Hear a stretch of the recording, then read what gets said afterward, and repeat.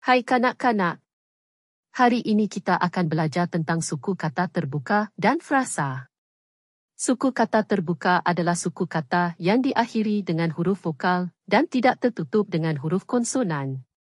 Frasa pula ialah gabungan dua atau lebih perkataan yang membentuk satu makna. Mari kita kenali beberapa perkataan yang akan kita pelajari hari ini.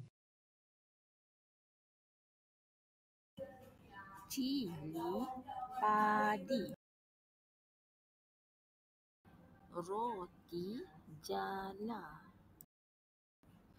guli biru, mama rasa, bola fizi, baju baru.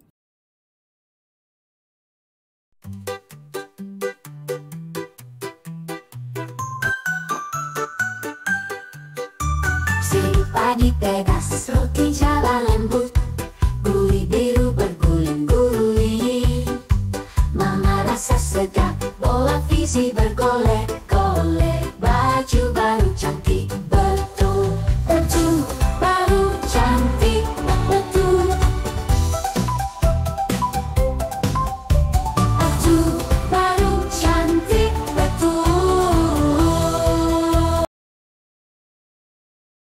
Hari ini kita telah belajar tentang suku kata terbuka dan frasa dengan menggunakan perkataan-perkataan yang menarik seperti cili padi, roti jala, guli biru, mama rasa, bola fizi, dan baju baru. Jangan lupa praktikan suku kata dan frasa ini dengan selalu bermain dan membaca bersama keluarga. Terima kasih dan jumpa lagi.